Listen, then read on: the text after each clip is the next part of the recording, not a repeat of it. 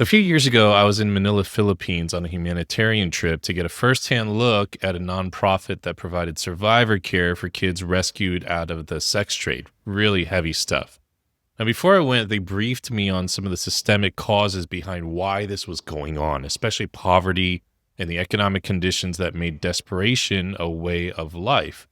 Now, one afternoon, I hailed a cab, and the driver charged me 3 times what was advertised, and his meter was off. He could tell I was a foreigner and figured I wouldn't know any better. Now, I was about to argue with Mr. Cabby, but I did some quick math in my head.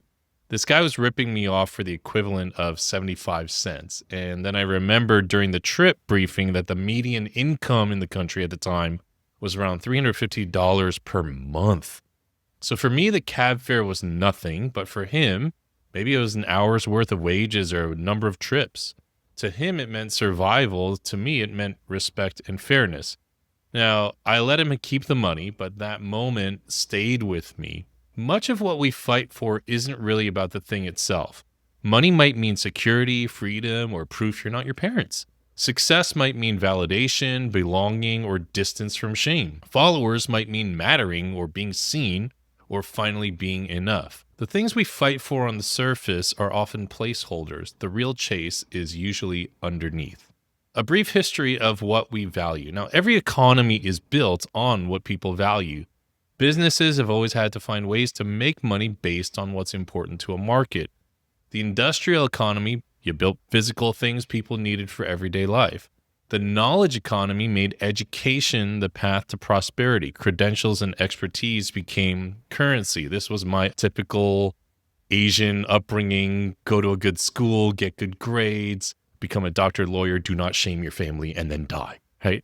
And then the digital economy, of course, changed the rules. The internet made knowledge shareable at scale. Then we moved into the creator economy, which made it necessary to learn new creative ways to express your knowledge. I remember being annoyed when Instagram blew up because suddenly writing wasn't enough. I never expected I have to learn how to edit videos or photos to share my knowledge, but that was the price of staying relevant. In very recent times, we have encountered the attention economy, which came through short-form video platforms like Vine, Snapchat, Instagram stories, and TikTok. Nowadays, 1 million views doesn't feel that special anymore. Even the NBA isn't immune to declining attention. Commissioner Adam Silver recently delivered a pretty tone-deaf message in response to complaints from fans about the cost of attending games and the need to subscribe to multiple streaming services to watch their team. Silver said, the NBA is a highlight-based sport and that fans could catch them on social media. That's what younger viewers do anyways. I bet he wished he could take that comment back. Now, despite all this change, up until 2 years ago, we believed that what we were seeing and reading online was real. We knew writing books was hard work. We knew excellent animation was a labor of love. We knew a great film took years of vision, collaboration, and craft. AI has obviously changed that. There's an abundance of content, images, animations, even access to information. But abundance doesn't create meaning.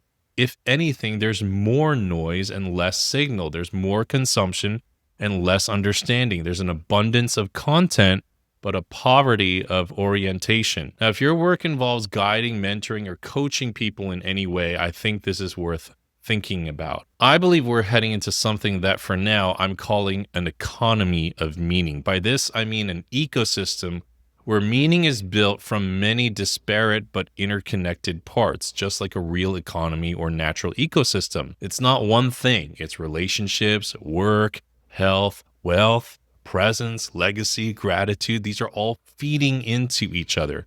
None of this is new, of course. The problem is we as human beings are pretty terrible at recognizing this. We can't see the forest for the trees.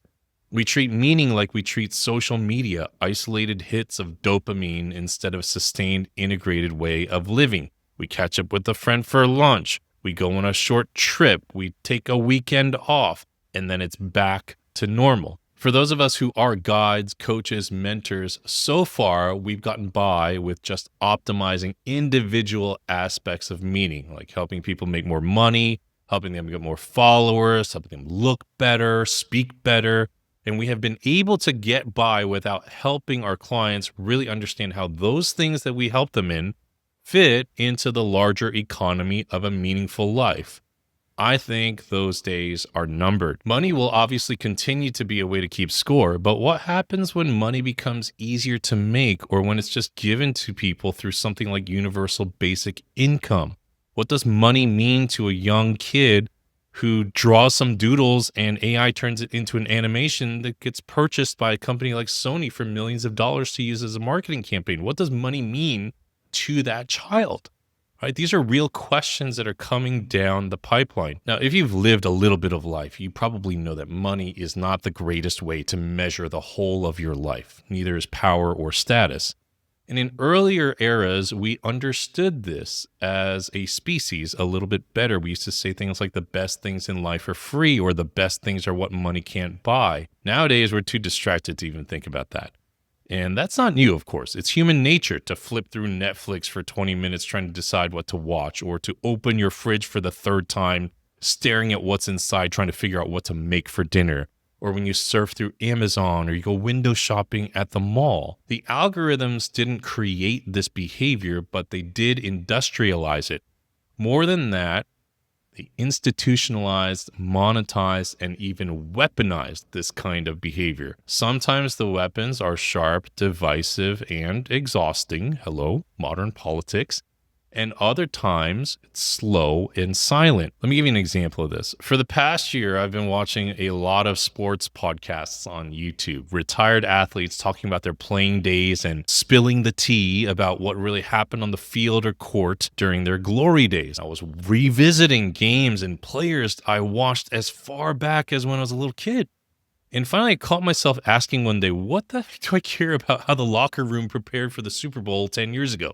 It didn't have any meaning to my life. I was just focused on the past. And so I've since made intentional decisions to stop watching those kinds of programs. I was feeding on this past-oriented energy instead of future-oriented vision. It's a subtle and insidious lull that can seep into other areas of your life. You get in the habit of always looking backwards and living in the past.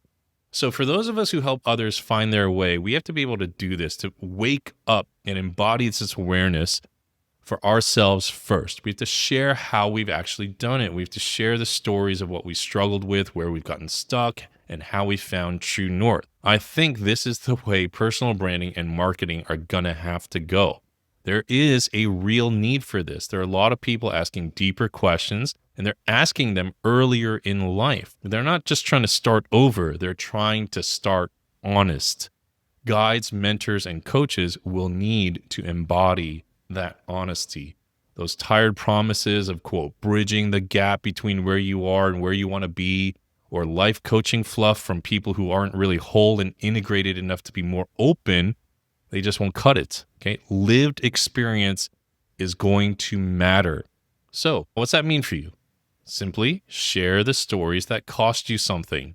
It's nice to see that people are trying to curb the noise and find signal. There are college campus movements where students get together tech-free to listen to music, to socialize, to play board games. People are even buying flip phones to disconnect from the internet and remove distractions. Now, all of this is an attempt to make meaning, right? The skill that most people lack isn't technical, though. It's that ability to realize that the simple things in life can bring you a lot of meaning, okay? The presence of a person, practicing gratitude, reframing the stories that held them back, okay? To understand that some of the best things in life are free, but also that opportunities and memories often sit on the other side of making money and commerce. I do predict there's going to be a trend of reframing money beyond just status and worth and couching it in meaning. So yes, you should grow your ability to create wealth for yourself and your loved ones and help your clients do the same. But I want to encourage you to be bolder about connecting that to more meaningful reasons. Let me give you an example. I love my mom. We always have a great time together wherever we are, but it meant a lot for me to take her to Maui for the first time last summer. When we got to the resort, a beautiful resort right on the ocean, she just stood there staring at the ocean for 15 minutes while I was checking us in. She said to me, I never imagined I'd ever see something like this. This might be the last time I ever see something like this. Man, that really hit me hard. Every night we just gazed at the sunset. My nephew and my sister's family was there. My oldest nephew would just sit out there with us and we just gazed out at the sunset. This is a core memory for me now. And money made that happen. These kind of experiences help me put money and follower counts and status and bestseller lists and all the things that the world generally values. It helps me put those things in their appropriate place on the totem pole of life. Now, I look forward to sharing how I've been doing more of this, first in my own life and second in the way I'm trying to make some intentional shifts in how my businesses help people find more meaning. But I want to close with this. It's a scripture that's always meant a lot to me from when I was a kid. It's found in 2 Samuel where David says, I will not give that which costs me nothing. And this is what I've tried to do and tried to embody in my newsletter every week and on this podcast and YouTube video and how I try to show up for my clients. I am not perfect, but I really do try to be present and to give. It's a principle I have tried to live by, the cabbie in Manila notwithstanding. So the stories worth sharing are the ones that cost you something to live through and cost you something to tell. And that's what I'm trying to bring to my work. And it's something that I'm challenging and encouraging you to bring to yours and to your people and to your clients and to your audience. So here's a question for you. What is one experience from your life, a moment of struggle, a hard-won lesson, a story you've told your friends but never shared publicly that could help someone find their way? Not a framework, not a technique, a real story that cost you something. If you can't think of one, dig deeper. I know there's something in there, all right? And if you can, but you've been holding it back, that's where the work begins.